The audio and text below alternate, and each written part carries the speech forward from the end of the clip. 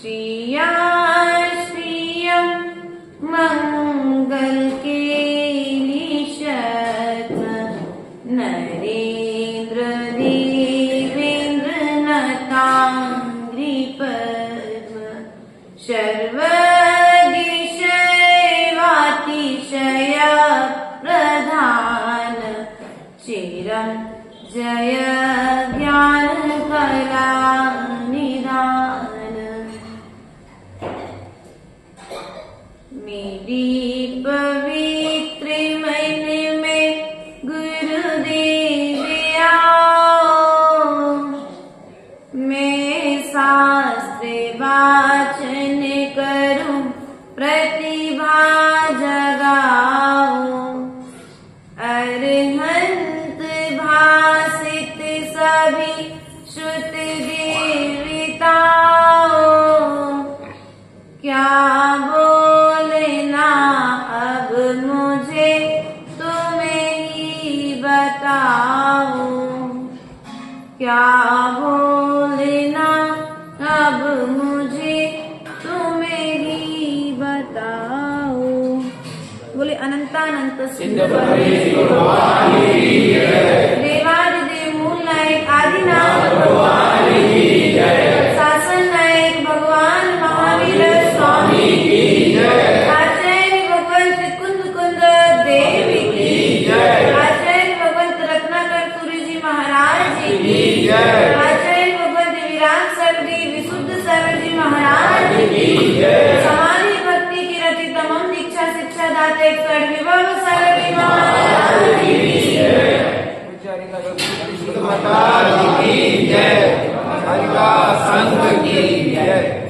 प्रिय बंधुओं, द्वादशांग मां जयवाणी की आराधना हम सभी आराधना पूर्ण मनोयोग के साथ में प्रातःकालीन वेला में इस प्रभु के आंगन में बैठकर के समोसरण के आंगन में जाने की तैयारी हम सभी यहाँ से प्रारंभ कर रहे हैं। प्रिय बंधुओं, पूर्व विषय चल रहा था आचार्य भगवंत रत्नाकर सूर्य महाराज हुए हैं पूर्व में, और उन्होंने रत्नात्रय पंचविंशतिका नाम का 25 कारिकाओं से सहित एक ग्रंथ लिखा। वह ग्रंथ लुप्त होने की कगार पर था, परंतु आचार्य गुरुदेव की कृपा वर्षी और ग्रीष्म काल में 2010 टीकमगढ़ के प्रवास में आचार्य गुरुदेव ने उस रत्नात्रय पंचविंशतिका पर हिंदी टीका लिखकर के हम सभी के बीच में इस ग्रंथ को प्रस्तुत किया। प्रिय बंधुओं, आज आचार्य भगवंत यहाँ पर 7वीं कारिका के माध्यम से जिनवाणी रसपान की महिमा को बतला रहे हैं, और जिनवाणी रसपान की महिमा जैसा कि इसमें रत्नात्रय पंचविंशतिका अर्थात रत्न जिसमें रखे हुए हैं, ऐसे 25 काव्यों से सहित यह ग्रंथ हमारे बीच में प्रस्तुत है। आचार्य गुरुदेव ने इस ग्रंथ को अपर नाम दिया आलोचना सार, अर्थात जीवन भर में इस जीवन में जीव ने जितने पाप किए हैं उन पापों से निवृत्ति का उपाय बताया है, और निवृत्ति के उपाय के साथ साथ आज तक तुम्हारे दुख का कारण क्या रहा है, इस बात को इस ग्रंथराज में पूज्याचार्यों ने प्रस्तुत किया है। कारिका नंबर 7 के माध्यम से हम सभी आज की मंगल देशना को प्रारंभ करेंगे। मन्नी मनोयन्य मनोगी व्रत कदर्शि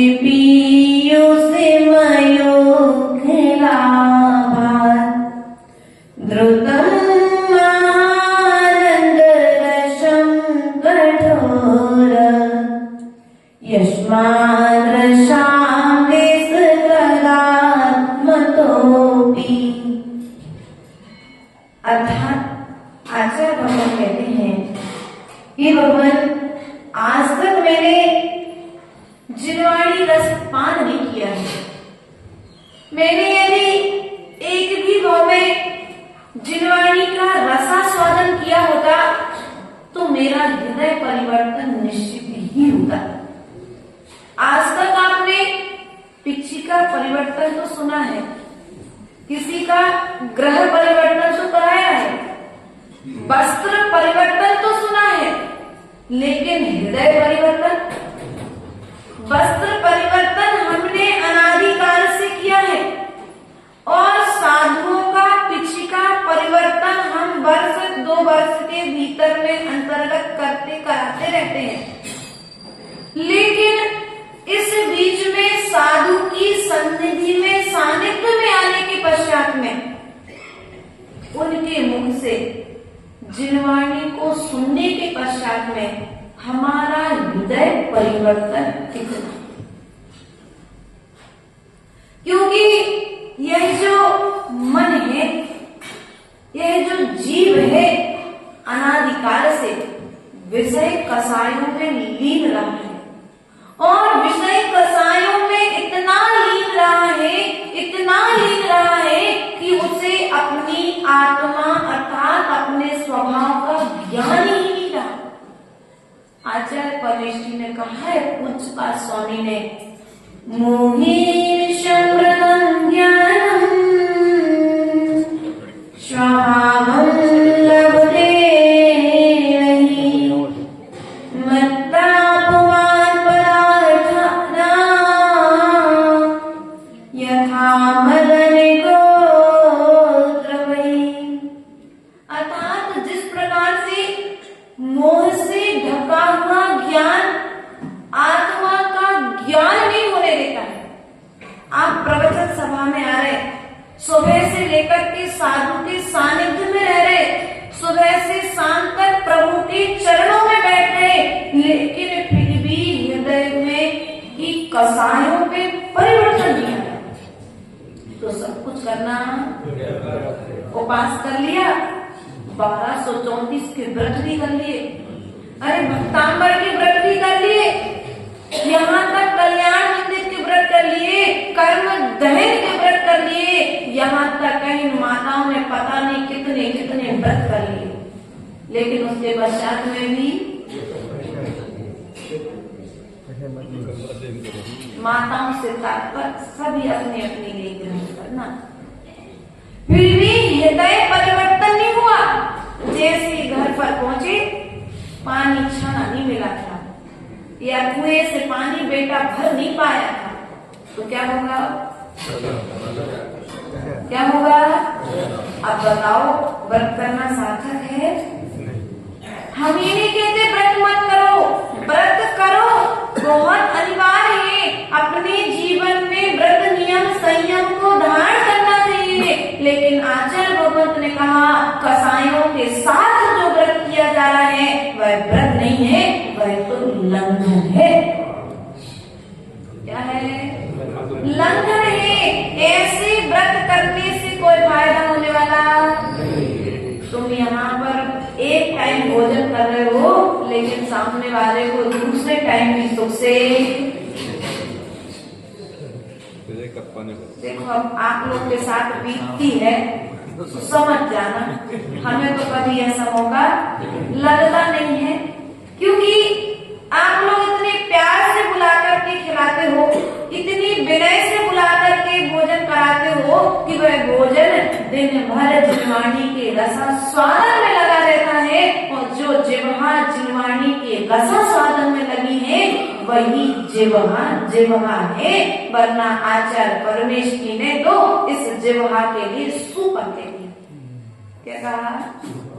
मुख से जो शब्द निकलते हैं ना, रवि सेनाचार्य ने पद्म पुराण में, यदि इस मुख से प्रभु की गुणगान निकलते हैं, गुरु की प्रशंसा निकलती है, धर्म की महिमा निकलती है, धर्मात्मा का सम्मान किया जाता है, तो तो ये जिह्वा जिह्वा है, वरना यह जिह्वा तो मल के निकलने का द्वार नर्क। क्या कहा? नर्दा। नर्दा आप लोग जानते हैं? नाली। नाली कहाँ है? रविशंकर आचार्य ने ज्यादा पेज आगे नहीं पढ़ना, प्रथम पेज से लेकर के 10 पेज के बीच में बात कही है।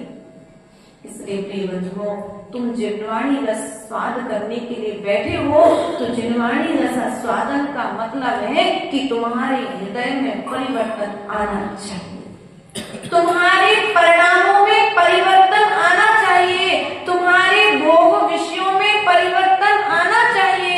हर विषय भोग की मर्यादा हमारे ग्रंथों में बताई है। आचार्य भगवान ने कहा कि भैया आशीष मंदिर आ रहे थे, 16 पहन के आए थे मंदिर, और रास्ते में आते आते एक छोटे से बच्चे ने छू लिया।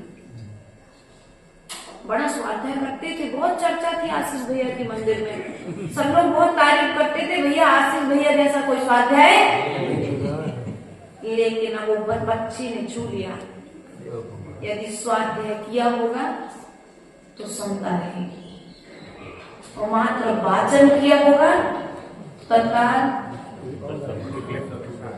स्थिति क्या बनेगी? ठंडे के दिनों में बढ़िया नहा धोकर के इनर पहन के आप आए, बिल्कुल जनवरी 1 जनवरी के टाइम जो ठंड पड़ती वैसी ठंड पड़ रही थी, और आपको किसी बच्चे ने छू लिया। कल्पना करो, अब आप उस समय आपका एक्सप्रेशन क्या है?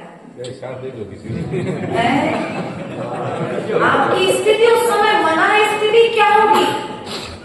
लेकिन आचार्य परमेष्ठी कहते हैं कि उस समय अपनी मन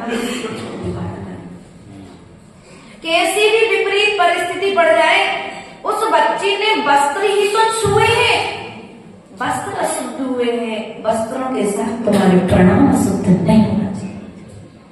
तभी तो स्वाध्याय का सार है। अरे कोई बात नहीं, आज अभिषेक छूट जाएगा, मैं देख के काम चला लूंगा, घर में दूसरे वस्त्र रखे, मैं तत्काल पहन करके आ जाऊंगा। लेकिन इतना धैर्य तत्काल, मैं बड़ा हूँ, मैं बच्चे पर डांट, तत्काल प्रोसेस। अब वो बच्चा जो मंदिर आ रहा था ना, अब वो मंदिर नहीं आएगा, वो कहेगा भैया मैं धोखे से आशीष भैया से छिप गया था, या काका जी को छिप गया था, काका ने मुझे डांटा, अब मैं मंदिर। अब बताओ, तुम खूब स्वाध्याय करो, खूब पूजन करो, खूब व्रत उपास करो, लेकिन तुम्हारे व्रत उपास का स्वाध्याय का फल क्या मिला? कि तुमने इस भूमि से एक संयम का बीज बोया तो नहीं, एक धर्मात्मा को जोड़ा तो नहीं, लेकिन तोड़ करके बाहर। किसके कारण? मात्र कसाय के कारण। और कसाय कब आएगी? जब ज्ञान नहीं होगा, और ज्ञान होने पर भी यदि कसाय आ रही है तो तत्काल, अगर कसाय आएगी भी तो तत्काल व्यक्ति क्या कहेगा? कोई बात नहीं, वो थोड़ा सा उस समय गुस्सा आ गया था, वही क्षमा कर दे, तत्काल अपनी गलती को स्वीकार। लेकिन हम क्या करते हैं? गलती तो करते हैं, लेकिन गलती को स्वीकार, और गलती पर गलती करते रहते, गलती को और सुधारने के लिए, उसकी सफाई देने के लिए दूसरी गलती तैयार। अब बताओ, आचार्य परमेष्ठी कहते हैं कि जिह्वाणी का मैंने आज तक रसा स्वादन नहीं किया, इसलिए मेरा हृदय परिवर्तन नहीं हुआ। इसलिए प्रिय बंधुओं, आज मुझे यदि अपना हृदय परिवर्तन करना है, अपने परिणामों को परिवर्तित करना है, तो आचार्य परमेष्ठी ने एक ही बात कही है कि तुम्हें अपने हृदय को परिवर्तित करने के लिए वर्तमान पंचम काल में या तो गुरु का सानिध्य पालो, या फिर जिह्वाणी का सानिध्य में रहो। देव के सानिध्य में हो, लेकिन वो बोलते, भगवान बोलते क्या? हो सकता बात पढ़ दिया कि भगवान बोलते हो, मतलब बोलने लगे क्या? भैया बड़ोदिया के भगवान बोलते क्या? बीरोदिया के बोलते हो? ऐसा तो नहीं है। बांसवाड़ा के, अपने बागी दौरा के कहीं के भगवान नहीं बोलते ना, बस ये तो सिद्धांत पर विश्वास है तुम्हारा, यही तो सच्ची श्रद्धा है कि भगवान कभी बोलेंगे नहीं, और जब गुरु के पास में अपनी समस्या लेकर के जाओगे तो ये समाधान दिए बिना रहेंगे। ऐसा विश्वास रखना। इसलिए पंचम काल में जब तक गुरु तुम्हारे नगर में नहीं है, जब तक गुरु का सानिध्य तुमको प्राप्त नहीं है, तब तक क्या करो, जिनवाणी का। लेकिन उस काम के लिए तो फुर्सत, पैसा कमाने के लिए फुर्सत है, व्यापार करने के लिए फुर्सत है, शादियों में जाने के लिए फुर्सत है, किसी का मरण हो जाए तो बैठने के लिए जाने के लिए जरूरत है, कोई बीमार हो जाए तो अस्पताल जाने के लिए समय है, लेकिन मंदिर आने के लिए समय पर समय है, समय पर समय नहीं निकाला है। इसलिए आज वर्तमान में तुम्हारा समय बिगड़ गया। जब समय था मंदिर आने का, उस समय मंदिर, जिस समय दिव्य ध्वनि सुनने का, तुम्हें जिनवाणी सुनने की समय था, उस समय जिनवाणी, अब कान काम नहीं कर रहे, मशीन लगानी पड़ रही है, तब भी क्लियर आवाज समझ में। क्यों? क्योंकि इन कानों से तुमने आज तक सुना क्या है? दूसरे की निंदा। इस मुख से किया क्या है? दूसरे की निंदा कानों से सुनी है और मुख से कही है। इसलिए अंतिम समय में ऐसा कृत्य करने वाला जीव अंतिम समय में णहुकार बोल नहीं पाता है और णहुकार सुन नहीं पाता। इसलिए प्रिय बंधुओं, यदि तुम अपने अंतिम दिन को, कौन से दिन को, अंतिम दिन को अच्छा बनाना चाहते हो, तो उस अंतिम दिन की तैयारी हमें आज से करनी पड़ेगी। बच्चे को परीक्षा, वार्षिक बोर्ड 6 महीने 8 महीने बाद होती है, फरवरी मार्च में होगी, लेकिन अंतिम दिन की तैयारी जुलाई के पहले दिन से। वो जब 8 महीने 9 महीने पूरी अच्छी तैयारी कर लेता है, तब कहीं जाकर के फाइनल पेपर में फर्स्ट डिवीजन लेकर के हम क्या करते हैं, जीवन में तैयारी नहीं करते। लास्ट महीने में पहले, ओ महीने भर जब तुमने जो 8 महीने में किया है, क्या वह 9वें महीने में तुम्हें सफलता देगा? वो कर्म उदय में आकर के तुमसे कहेगा कि भैया रहने दो, अपन ने जीवन भर जो काम किया उसमें मन लगता है, स्वाध्याय सुनने में मन, जिनवाणी सभा में जाने में मन, घंटे 2 घंटे का हो तो मंदिर के बाहर बैठ करके निकल जाएगा, लेकिन मंदिर के अंदर यदि प्रवचन सभा चल रही होगी तो सभा में आना स्वीकार। क्यों? क्योंकि हमने जो कार्य अनादि काल से किया है, उस कार्य को करने में हमारा उपयोग बार बार। इसलिए आचार्य भगवान कहते हैं, ये जो मन योग, वचन योग और काय योग तुम्हें मिलेगी। किसी के पास एक आध कम है क्या? आप मनुष्यों की नहीं हो। मन है आपके पास, वचन है आपके पास, काय है आपके पास, तीनों स्वस्थ है। तो इन तीनों का उपयोग क्या करोगे? इन तीनों का उपयोग या तो योग में करो या फिर भोग में करो। अब हम भोग में कितना कर रहे हैं और योग में कितना कर रहे हैं? यदि इनका उपयोग हम योग में करेंगे तो उपयोगी बनेंगे, और यदि भोग में करेंगे तो फिर भोगी बनेंगे। और भोगी बनकर के हम क्या करेंगे? संसार के दुखों को, जो परंपरा अनादि काल से चली आ रही है, उस परंपरा के अनुसार दुखों को भोगते। छूटना किससे? हमें संसार से छूटना है कि दुखों से छूटना है? बोले तो मौन लेके आए क्या? नहीं, ऐसा तो नहीं लिखा मंदिर के प्रवेश करते शायद मौन ले लेना। देखो ध्यान रखना, हमें दुखों से छूटना है, हमें संसार से छूटना है। तो आचार्य भगवान कहते हैं, उन कार्यों को करने का त्याग कर दो जिन कार्यों को हमारे भगवान ने कभी नहीं किया। हम लोग जब पाठशाला पढ़ते थे तो एक प्रतियोगिता कराते थे बच्चों के लिए। भगवान ने कहा बैठ जाओ, भगवान ने कहा नमोकार मंत्र पढ़ो, भगवान ने कहा खड़े हो जाओ। जो जो भगवान ने कहा है वो सब कराते थे, और जो भगवान ने नहीं कहा है और यदि उसको हमने कह दिया खड़े हो जाओ, भगवान ने नहीं कहा लेकिन खड़े हो जाओ, तो ज्ञान से बस हमें भी यही करना है। जो जो भगवान ने ना किया है और जो ना भगवान ने कहा है वो कार्य हमें करना, लेकिन करते तो जब तक संसारी है तब तक हमें वो काम भगवान ने भी क्या किया, जब तक वे संसारी थे तब तक वे विषय भोगों में लीन रहे, तब तक उनने राजपाट देखा, लेकिन जैसे ही उनने निर्ग्रंथ मुद्रा को धारण किया फिर पलट करके नहीं देखा ना। उन्होंने देखिए, ध्यान रखना, जो दिन रात जिनवाणी माँ का स्वाध्याय कर रहा है वह कसाय नहीं करेगा, वह विषय भोगों में लीन नहीं होगा। देखो तो वो जम्बू स्वामी माता जी कह रही थी ना, पंचम काल में मोक्ष की तैयारी, पंचम काल में सिद्धालय जाने की तैयारी। पंचम काल में क्या जीव मोक्ष जा सकता है क्या? बोलो, पंचम काल में जीव मोक्ष जा सकता है क्या? भैया पीछे वालों, दिव्य बेटा खड़े हो ना। पंचम काल में जीव मोक्ष जा सकता है क्या? पंचम काल में जीव मोक्ष जा भी सकता है। अब जिसने सिद्धांत पढ़ा है तो, क्योंकि अपना जैन दर्शन श्यानवाद है, तो आचार्य परमेश्वरी ने कहा है कि पंचम काल में जन्म लेने वाला जीव पंचम काल से मोक्ष नहीं कर सकता। बात समझ में आई? समझ पड़ी? पढ़ी नहीं पढ़ी? तो पंचम काल में जन्म लेने वाला जीव पंचम काल से मोक्ष, लेकिन जिस जीव ने चतुर्थ काल में जन्म लिया, क्या? जिस जीव ने चतुर्थ काल में जन्म लिया है, ऐसा जीव पंचम काल से मोक्ष, तो कम से कम हम मोक्ष नहीं जा सकते, लेकिन मोक्ष जाने की तैयारी तो है कि नहीं है?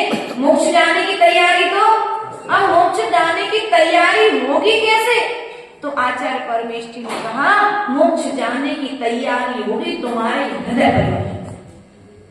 वस्त्रों का परिवर्तन हमने अनादिकाल से किया है और अनंत बार से कर रहे हैं, और यदि आगे भी तुम्हें ये वस्त्रों की परंपरा बढ़ानी है तो बहुत सुंदर सुंदर वस्त्र लेकर के आओ और वस्त्रों से अलमारियां भर भर के रखो। अगली पर्याय में फिर तुम्हें बेवस्त्र, या तो वस्त्रों का कीड़ा बनकर के वस्त्रों में रहोगे, क्योंकि भीतर से परिग्रह संज्ञा खूब जोड़ के रखना। बिल्कुल नहीं कहेंगे माताओं से कम साड़ियां लो, बिल्कुल परिग्रह परिमाण मत करो, लेकिन यदि उन साड़ियों के साथ में तुम्हारा आसक्ति भाव बना रहा, तुम्हारा राग भाव बना रहा, तो ज्यादा कुछ नहीं होगा, हमारा कुछ नहीं होगा और तुम्हारे दिलाने वाले पति का भी कुछ नहीं होगा। तुम स्वयं उन वस्त्र की अलमारी में जाकर के कीड़ा बनकर उन वस्त्रों के साथ में फिर, इसलिए आचार्य परमेश्वरी ने कहा है, चाहे श्रावक हो, चाहे साधु हो, चाहे श्राविका हो, चाहे पुरुष वर्ग भैया लोग हो, वे भी क्या करें, अपने वस्त्रों का परिमाण, वस्त्रों के साथ साथ प्रत्येक वस्तु का परिमाण करें। एक वस्तु आए तो दूसरी वस्तु का त्याग करते, तब तो जाकर के, क्योंकि वस्तुएं कम होगी तो हमें अपने उपयोग को उनमें लगाना कम पड़ेगा। हमारा उन वस्तुओं के प्रति समय बहुत कम लगेगा, और वस्तुएं बहुत ज्यादा है तो उनको संभालने में हमारा पूरा समय है। जिसके पास कम प्रॉपर्टी है वो धर्म के लिए ज्यादा समय देता है, कि जिसके पास ज्यादा प्रॉपर्टी है वो धर्म के लिए ज्यादा समय देता है। जिसके पास में देखो कम प्रॉपर्टी है वो भी ज्यादा समय दे सकता है, और जिसके पास में ज्यादा प्रॉपर्टी है वो भी ज्यादा समय दे सकता है। बस यहाँ पर निर्णय करना होगा तुम्हारे उपयोग का,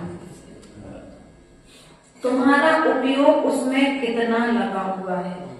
मंदिर में आने के बाद में भी यदि उपयोग में संपत्ति है तो मंदिर में आना सार्थक नहीं। मंदिर में आने के पश्चात में भी दूसरे की जमीन जायदाद खरीदने का चिंतन मन में चल रहा है तो भी मंदिर में आना सार्थक नहीं। और जैसे मंदिर में प्रवेश करो कि अब मैं सभी तरह के परिग्रह का त्याग करता हूँ, तो मंदिर में आना तुम्हारा सार्थक। फिर तुम्हें भगवान की महिमा, भगवान की गुणों का गुणगान करने में मन लगेगा। वरना मंदिर में आए और गृहस्थी साथ में लेकर के आए। पीठ पे लेके नहीं आता कोई गृहस्थी, अपने मन में लेकर के आए। दुकान कोई मंदिर के अंदर नहीं आती, लेकिन तुम्हारे मन के अंदर से दुकान मंदिर में प्रवेश क्यों आता हो? चौका कोई मंदिर में नहीं आता, लेकिन तुम्हारे मन के साथ में चौका मंदिर में आता कि नहीं आता? कोई सामग्री आप मंदिर में बैठ कर भी नहीं बनाते, लेकिन भावपूर्वक पूरी सामग्री यहीं से तैयार, घर जाकर के क्या बनाना है इनके दिमाग में रेसिपी तैयार, तो वहां जाकर के समय देखो तुम लोग हंसते हो, कुछ गलत है क्या? अच्छा सही बात। देखो ऐसा हम करते हैं ना, इसलिए हमारा हृदय परिवर्तन नहीं। हम एक समय में एक काम नहीं करते, हमें एक समय में यदि हम एक काम करेंगे तो निश्चित ही हमें उस कार्य की सिद्धि होगी। लेकिन एक कार्य करते करते हम बहुत सारे कार्य करते हैं। अभिषेक भी कर लिया, पूजन भी कर ली, प्रवचन भी सुन लिए, माला भी कर ली, स्वाध्याय भी कर लिया और 1 घंटा पूरा करके घर भी। बल्कि करना क्या था? या तो एक समय में पूजा करनी थी अच्छे मनोयोग से। आचार्य गुरुदेव सदा कहा करते, एक अर्घ चढ़ाओ, ज्यादा मत चढ़ाओ। खूब पूजा करने की जरूरत नहीं है, वरना क्या होगा? फिर एक थाली से दूसरे थाली में स्वाहा स्वाहा होगा, घड़ी पर तुम्हारी नजर पूरे समय। ऐसा धर्म तुम्हारे लिए कर्म की निर्जरा। लेकिन फिर भी आचार्य गुरुदेव कहते कम से कम इतने समय यहाँ बैठ करके तुमने थोड़ी आत्महत्या करी है तो भी कोई बात नहीं, कुछ तो धर्म किया, वो भी कर्म की निर्जरा करेगा। लेकिन हम तो ये कहते हैं जब तुम इस प्रांगण में आकर के बैठे हो तो जितने कर्म की निर्जरा भरत चक्रवर्ती ने की थी उतने कर्म की निर्जरा तुम भी करके जाओ। यहाँ आकर के कर्म बांध करके, इसलिए प्रिय बंधुओं ये मनुष्य पर्याय जो हमारे लिए मिली है, ये कान हमारे लिए मिले हैं, ये हृदय हमारे लिए मिला है। तो इस हृदय रूपी भूमि पर कौन से बीज को? अरे घर पर क्या आइटम बनाने वाले, दुकान पर किसकी सौदा लगानी है भैया? एक समय की बात है, एक व्यक्ति रोज मंदिर आता था, प्रभु के रोज दर्शन करता था और रोज दर्शन करते करते वो प्रभु के सामने खड़े होकर के एक माला भी करता था। और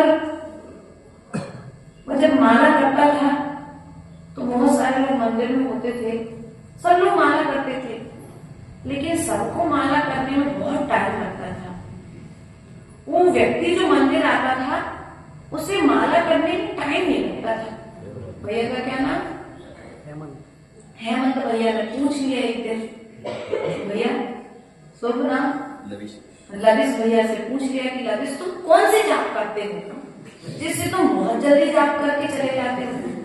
हम भी जाप करते हैं लेकिन हमको बहुत टाइम लगता है। मैं बहुत दिन से देख रहा हूँ, पूछने का प्रयास कर रहा हूँ, आज तुम मुझे बता दो कि कौन सा मंत्र करते हो तो हम भी वही मंत्र करेंगे जिससे हमारा टाइम बचेगा। तो भैया ने कहा बता देंगे। एक दिन नरेश भैया ने बात, दूसरे दिन फिर आया समय, पुण्य देखा कि मैं जाप करी और जल्दी से चला गया। हेमंत भैया ने फिर दूसरी बार जाकर के पूछा। अब ऐसा रोज का क्रम चलता रहा, लविश बताता नहीं और हेमंत पूछे बिना। अब तो एक दिन हेमंत ने बिल्कुल कसम खा ली कि आज तो मैं पूछ के रहूंगा, चाहे कुछ भी हो जाए। तो इसने कहा कि अब इसको जाप करके जैसे बाहर निकलेगा मैं इसके पीछे पीछे, और जैसे ही पीछे पीछे गया और रास्ते में रुककर बोला पहले तू मंत्र बता बाद में घर जाना। तो लविश ने कहा देखो भाई अपनी निचली बात है, किसी से कहना नहीं। देखो घर में भी मंदिर आता नहीं था तो पत्नी ने और माता पिता ने जबरदस्ती मंदिर भेजा, तो मैं आने लगा, लेकिन मेरे पास समय कम रहता है, मुझे दुकान पे जाकर के किस किस की सामग्री देनी है तो मैं पूरा हाथों का हिसाब। तो ऐसी भी कई जीवन हैं कि पंचम काल में कि मंदिर में आकर किस तरह की तैयारियां कर लेते हैं। जहाँ पर आप हो बड़ी माताएं में कोई कम, कौन कौन से आइटम बनाने हैं, किसके डिब्बे में क्या रखना है, किसको सामान क्या भेजना है, सब तैयारी कहाँ करते हो। सबसे अच्छा स्थान कहाँ मिलता है, मंदिर। इसलिए प्रिय बंधुओं, जिनवाणी रसा स्वागत करने जब बैठो तो जैसे भरत चक्रवर्ती जब समोसण सभा में गया तो समोसण सभा में जाने के पश्चात में उसने समोसण सभा में मात्र जिनवाणी को सुना, उसने अन्य कोई बात को। समोसण सभा में जब प्रवेश किया तो बहुत सारी नर्तकांगनाएं नृत्य कर रही थी। नीचे बहुत सारी बाहर सभा लगती है ना, बहुत सुंदर सुंदर महल बने थे, बहुत सुंदर सुंदर बावड़ियां थी, बहुत सुंदर सुंदर वृक्ष थे, बहुत सुंदर सुंदर देव थे, बहुत सुंदर सुंदर त्रैजगति के जीव थे। लेकिन उसने क्या किया, अपने चक्षु इंद्री को निरोध किया, अपने चक्षु इंद्री पर विजय प्राप्त की और सीधे तीर्थंकर भगवान की कुटी में जाकर के, जहाँ पर मनुष्य बैठे थे वहां पर जाकर के, और हम करते क्या है, मंदिर आते हैं, रास्ते में सब्जी लेते नहीं, पैसे लेकर के आए हैं, सो जाते समय खरीद के। पहला उद्देश्य हमारा क्या होना चाहिए, मंदिर आना। यदि प्रथम उद्देश्य मंदिर आना रखोगे, प्रथम उद्देश्य भगवान की पूजन करना रखोगे, अभिषेक करना रखोगे, जाप करना रखोगे तो मंदिर आना सार्थक होगा। लेकिन मंदिर आते ही तुम दूसरा उद्देश्य स्थापित कर लोगे कि भैया मंदिर से जाते समय फलाने के घर पर मिल करके आ जाएंगे, फिर द्वारा जा पाए कि नहीं जा पाए, नहीं। पहला उद्देश्य मंदिर ही जाना है, फिर मंदिर के बाद यदि समय बचेगा तो कोई दूसरे कार्य का विचार करेंगे, वरना मुझे आज एक ही कार्य है, जिनेंद्र भगवान के दर्शन। आज हम कर्म की निर्जरा क्यों नहीं कर पा रहे, कर्म तो कर रहे, लेकिन फिर भी हमारी उतने कर्म की निर्जरा नहीं हो रही जितने कर्म की निर्जरा तीर्थंकर प्रभु के समोसण में बैठ करके चक्रवर्ती ने की थी। वह महिमा हमारे हृदय में नहीं आ रही, जो महिमा कभी मनोवती के मन में थी, वह महिमा हमारे हृदय में नहीं आ रही। जो महिमा कभी चंदन बाला के मन में थी, वह महिमा हमारे हृदय में नहीं आ रही। जो महिमा कभी मैना सुंदर के हृदय में विराज, वही सिद्ध चक्र विमान है, वही है। हो सकता है काफी बदल गए हैं, संस्कृत हिंदी में हो गए, लेकिन मंत्र तो मंत्र बदले क्या, लेकिन बदला कौन, बदली ना तो विधान बदला है, ना विधान के मंत्र बदले हैं। यदि बदला है तो मंत्र के प्रति हमारा विश्वास बदला है, हमारी आस्था परिवर्तित हुई है, हमारे श्रद्धान में परिवर्तन आया है। इसलिए मैना सुंदरी ने एक बार विधान किया था और शास्त्रों के रोग ठीक हो गए, और हम कई बार विधान करते हैं लेकिन हमारा एक भी रोग ठीक क्यों, क्योंकि हम कार्य तो करते हैं लेकिन कार्य करते हुए बीच में डाउट। एक बार की बात है, एक डॉक्टर ने एक मरीज को औषधि दी कि जाओ इस औषधि को ग्रहण कर लेना, ले लेना, लेकिन उसको मरीज को डाउट था, यदि मैंने औषधि खाई और मर गई तो ये औषधि मुझे फायदा करेगी कि नहीं करेगी, क्योंकि वो जो धतूरा होता है ना, वो रोगों को ठीक भी करता है और जीवन पर्यंत के लिए मरण भी प्रदान करता है। लेकिन यदि वही धतूरा डॉक्टर ने दिया है तो रोगों को ठीक करेगा, और वही धतूरा यदि तुमने अपने मन से ग्रहण किया है तो वह तुम्हें मरण को प्राप्त। अब डॉक्टर ने धतूरे की औषधि दी है, बता दिया कि इस औषधि में ये चीज डली है। अब सामने वाले को डॉक्टर पर डाउट है तो बताओ वह डॉक्टर की औषधि खाएगा क्या, नहीं खाएगा। पहले तो उस औषधि को खाएगा ही नहीं, और खा भी लेगा तो वो औषधि असर करेगी नहीं। और वही स्थिति हमारे साथ में है कि नहीं है माताओं। कुछ कुछ स्थिति हमारी भी उस मरीज की तरह है, हम अनादिकाल से जन्म जरा और रोग से रोगी हैं, लेकिन आज तक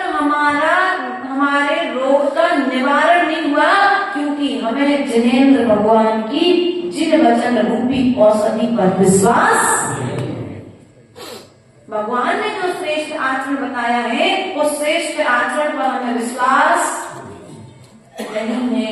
यदि विश्वास होता तो शायद हम आज पंचम काल में, क्योंकि सिद्धांत जब कहता है आकर के कि पंचम काल में सम्यक दृष्टि जीव का जन्म नहीं, पंचम काल में मिथ्या दृष्टि जीव का ही जन्म होता है और पंचम काल में पुरुषार्थ करके जीव सम्यक को प्राप्त करके स्वर्ग आदि की यात्रा।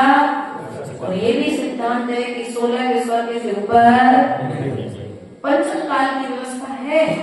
अब देखो भैया 16 दरवाजे खुले हैं तो कम से कम इतना पुरुषार्थ कर लो कि तुम 16वें स्वर्ग तक, तो 16 में भी नहीं तो कोई ना कोई एक स्वर्ग में तो।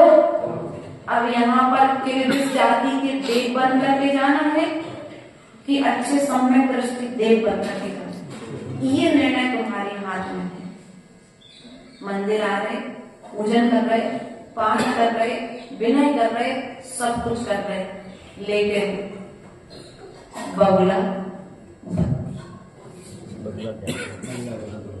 देखा हम लोगों ने, बगुला भक्ति कई जीवों की देखने में आ जाती है।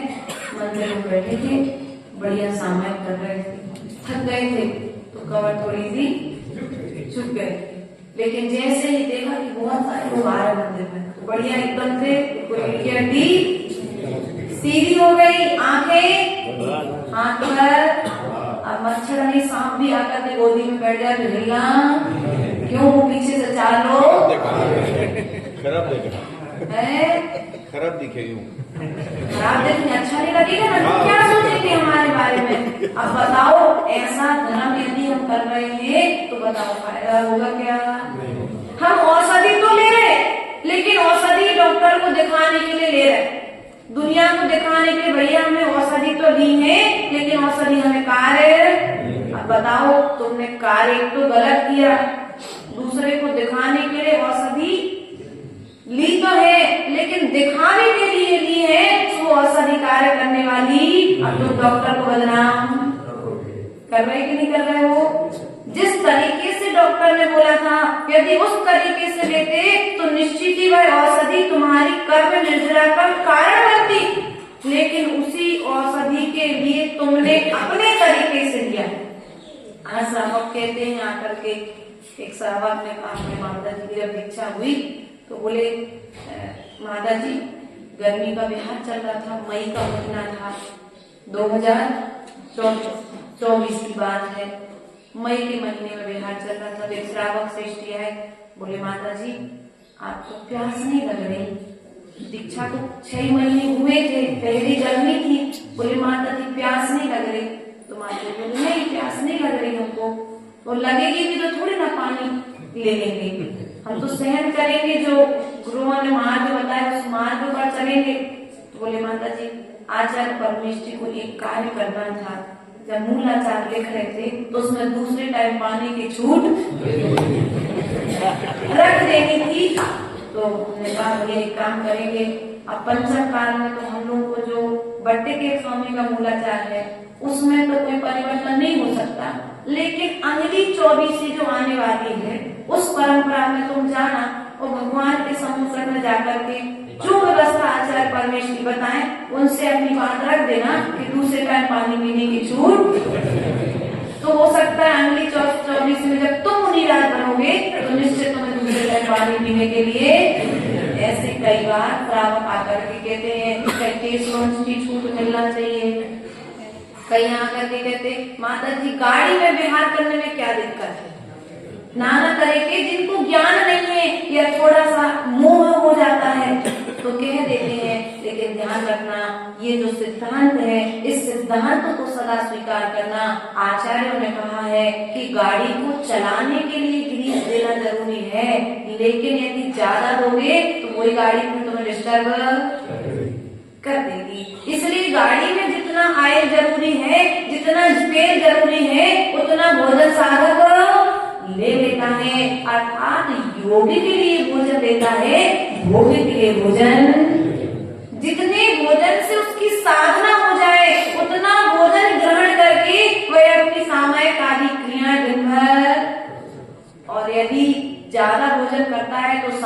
में भी विघ्न। इसलिए प्रिय बंधु, ये छोटी छोटी बातें हैं, ये छोटे छोटे प्रमाण हैं जो हम कभी करते हैं और करने के साथ साथ में दूसरों को करने की प्रेरणा दे देते हैं। उपास करने से कल्याण होगा क्या? नहीं भैया, उपास करने से भी कल्याण हो सकता है और उपास नहीं करोगे तो भी कल्याण हो सकता है। आचार्य गुरुदेव कहते हैं उपास करने वाले का कल्याण हो ये कोई जरूरी नहीं है, जिसने उपास नहीं किया उसका कल्याण हो ये भी कोई जरूरी नहीं है। उपास तो तुम्हारे परिणामों से, किससे होगा? तुम्हारे परिणामों से होने वाला है। इसलिए कैसी ही विपरीत परिस्थिति बने, उस विपरीत परिस्थिति में, उस सुख दुख की परिस्थिति में तुम अपने परिणामों को संभालो। किसको संभालना है? बहुत तेज हवा चली, मेला लगा करके व्यक्ति अपने अपने दुकान लगा करके बैठे थे बाजार में, सब्जी वाले बैठे ना, बहुत तेज हवा आई और जैसे ही हवा आई तो सबसे पहले नंबर को व्यापारी करता क्या? सामान को समेटता है कि जहाँ पैसा रखे वहां पर पैर रखता है। हाँ, वो सबसे पहले नंबर जहाँ जमीन में उस बोरे के अंदर में जो पैसे रखे ना, सबसे पहले वह पैसे के बोरे पर पैर रखेगा या हाथ रखेगा, फिर जाकर के दूसरे सामान को एक हाथ से ढांकेगा या फिर जैसे उस दुकान वाले का ध्यान अपनी पेटी पर, पेटी नहीं तो बोरे के नीचे जो पैसा रखा है उस पर होता है, उसी तरह से हमारा ध्यान भी संसार में रहते हुए, संसारियों के बीच में रहते हुए हमारा ध्यान हमारे परिणामों पर, बस परिणामों का ध्यान नहीं रखते, बाकी सबका ध्यान रखते हैं। पत्नी का पूरा ध्यान रखते हो, पुत्र का पूरा ध्यान रखते हो, परिवार का पूरा ध्यान रखते हो, समाज के प्रत्येक सदस्य का ध्यान रखते हो, सुख के दुख का सबका ध्यान रखते हो, लेकिन अपने परिणाम इनके बीच में रहते हुए कितने कलुषित हो रहे हैं, इस बात का यदि तुम ध्यान रख लोगे तो शायद इस जिनवाणी सुनना सार्थक होगी कि नहीं होगी। आज तक सार्थकता नहीं हुई। जन्म जरा मरण रोग जो 3 रोग हैं, इन रोग से हम निवृत्त नहीं हुए। इसका कारण है जो औषधि हमको दी गई थी, हमने उसे समय पर उस औषधि को कहा था आचार्य परमेष्ठियों ने कि औषधि लेने बैठो तो भैया सुबह भी ले लेना और शाम को भी ले लेना। क्या कहा था? जब तुम्हें समय मिले डॉक्टर की औषधि कब लोगे तुम? सुबह शाम और दोपहर में। और ज्यादा कोई भी बड़ी बीमारी होगी, नींद की प्रॉब्लम होगी तो डॉक्टर कहेगा रात को सोने के। लेकिन हमारे आचार्यों ने ऐसा नहीं कहा। हमारे आचार्य परमेष्ठी समंत्र भद्र स्वामी ने रत्न करंड आचार्य ग्रंथ के 108 नंबर की कार्यक्रम में कहा है कि ये धर्म रूपी जो अमृत है इसे तुम जब चाहो, कब? जब चाहो तुम उसे तब ग्रहण कर सकते हो। तुम्हें जब समय मिले तब तुम इसे ग्रहण कर लो।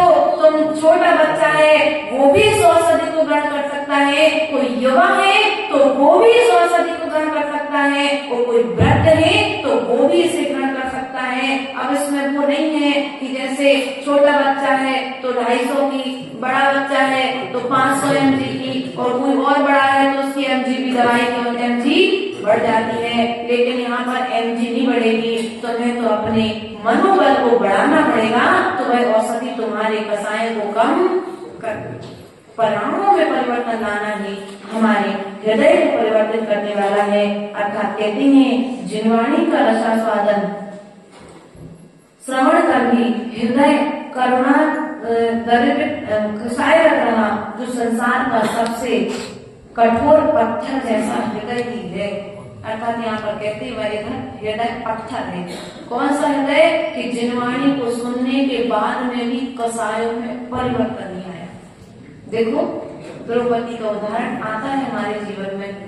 उसने एक बात कही कि मां, अंधे के बेटे ये मुख किस लिए मिला है? ये वचन बल क्यों मिला? जब अनंत अनंत पर्याय हमने एक इंद्रिय पर्याय में निकाले कि नहीं निकाले? एक इंद्रिय वृक्ष बनकर के हम कितनी बार नहीं खड़े रहे। जल का एक जीव बने, पृथ्वी का एक जीव बने, वायु का एक जीव बने, अग्नि का एक जीव बने।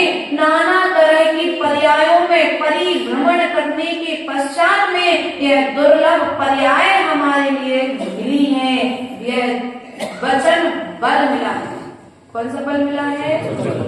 तो इंद्रिय में मिला था, लेकिन क्या बोलना, ये शक्ति नहीं। क्या 2 इंद्रिय से वचन बल तुमको प्राप्त हुआ, लेकिन क्या बोलना ये पता नहीं था। सो जो कुछ जैसा चाहे बोलते रहे, लेकिन अब आचार्य भगवान कहते हैं कि अब तुम्हें ये वचन बल मिला है, तो इस वचन बल को जिह्वाणी को बोलने में लगाओ। किसमें लगाओ? मीठे शब्द बोलने में लगाओ। इन शब्दों से दूसरे के दिल को जीतने में लगाओ। दिलों को तोड़ने में अपने वचनों का प्रयोग, क्योंकि आज तुम यदि अपने वचनों का दुरुपयोग करते हो तो ये वचन बल अगली पर्याय में तुम्हें मिलने वाला। इसलिए इस मुख से वही बोलो जो हमारे तीर्थंकर भगवान ने सम्मोहन में बोला। हित मित और प्रीत बोलते कैसा है? हमारे शब्द घाव का कार्य कर जाते हैं, गोली का कार्य करते हैं। हमारे शब्द दुआ का कार्य, दवा का कार्य कर जाए। यदि किसी के दुख को हमारे शब्दों से यदि हमने शांत कर दिया तो समझ लेना आज तुम्हारा बोलना सार्थक। और यदि तुमने तुम्हारे शब्दों से किसी के दिलों पर घाव हो गए तो वे शब्द बोलना सार्थक। और हम 24 घंटे में ऐसा कितना बोलते हैं जो दूसरे को हितकारी होता है। ऐसा बोलते हैं क्या? दूसरे की निंदा करने में और दूसरे की निंदा सुनने में हमारा पूरा समय है। व्यापार को बढ़ाने के विषय में बोलने में हमारा पूरा समय है, लेकिन कर्मों को कम करने में समय निकलता है क्या? कर्म कर्म हो, देखो भगवान बोल रहे लेकिन फिर भी उनकी कर्म की निचरा, और हम बोल रहे तो बोलने पर भी हमारे कर्म का बंध। क्यों? क्योंकि उनने जो बोला उससे सबका हित हो गया। अर्थात जब भगवान की दिव्य ध्वनि होती है तो नरक में रहने वाले नारकियों के लिए कुछ क्षण के लिए शांति बोलना है ना, तो ऐसा बोलो कि सामने वाले को शांति, उसके भरे घाव उखड़ ना जाए, फिर से ना वे नया रूप ले जाए। ऐसा बोलना है हमें, अपने शब्दों से प्रयास करना है। आचार्य परमेश्वर ने कहा है कि हमने जिह्वाणी सुनने के पश्चात में भी यदि अपने वचनों में परिवर्तन नहीं लाया तो वह परिवर्तन ना लाना ही, अर्थात पत्थर की तरह उस हृदय को कह दिया।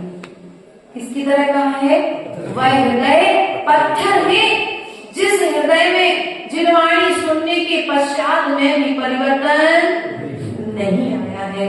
प्रिय बंधु, हमें ध्यान रखना है कि प्रभु के चरणों में आकर के जिह्वाणी की महिमा को जानने के पश्चात में हमें अपने वचनों में परिवर्तन लाना है, अपने व्यवहार में परिवर्तन लाना है। जब हम व्यापारियों के बीच में बैठे तो हमारा व्यवहार जैनों की तरह दिखाई दे। क्या? हमारा व्यवहार जैनों की तरह दिखाई दे। हमारे व्यापार में कोई मायाचारी छल कपट न सके, क्योंकि एक जो पहले एक सम्मान था जैनों का, वो सम्मान आज हमारी करनी से घट रहा है ना। तो हम यदि अपने समाज का, अपने धर्म का सम्मान बढ़ा नहीं सकते तो हे प्रभु मुझे इतनी शक्ति देना कि इस धर्म का सम्मान मेरे निमित्त से घटे। गुरुदेव ने बात कही थी जब शहडोल से हम बिहार कर रहे थे, तो हमने आचार्य गुरुदेव से कहा, 2016 की बात है, गुरुदेव आशीर्वाद दो जिससे प्रभावना अच्छी हो। आचार्य गुरुदेव बोले, बेटा हमारा खूब खूब आशीर्वाद है, लेकिन ध्यान रखना प्रभावना हो या ना हो, आप प्रभावना बिल्कुल भी नहीं। यह सूत्र प्रत्येक आचार्य, प्रत्येक गुरु अपने शिष्य को प्रदान करता है। वही सूत्र हमारे गुरुजनों ने हमें प्रदान किया है। तो हम भी आपसे यही कहना चाहेंगे, आप जितने आकर के बैठे हैं, वहां पर सोने से लेकर के, चलने से लेकर के, भोजन से लेकर के, यहाँ तक मल त्यागने के स्थान का भी वर्णन करते हैं। किया कि नहीं किया? मल त्यागने का स्थान कैसा होना चाहिए, सोने का स्थान कैसा होना चाहिए, चलते समय तुम्हारी चाल कैसी होना चाहिए, बोलते तो समय तुम्हारे शब्द कैसे होना चाहिए, देखते समय तुम्हारा नजरिया कैसा होना चाहिए, सुनते समय तुम्हारे कानों से तुम्हें क्या सुनना है। इस तरह से आचार्य परमेष्ठियों ने विशेषताएं बताई हैं। तो उन विशेषताओं का ज्ञान हम करके अपने जीवन को परिवर्तित करने का प्रयास करेंगे। यही जिनवाणी का सार है। इन्हीं भावनाओं के साथ गुरु बंद हो जाए आचार्य गुरु विभव सागर जी महाराज की द्वादशांग जिनवाणी माता की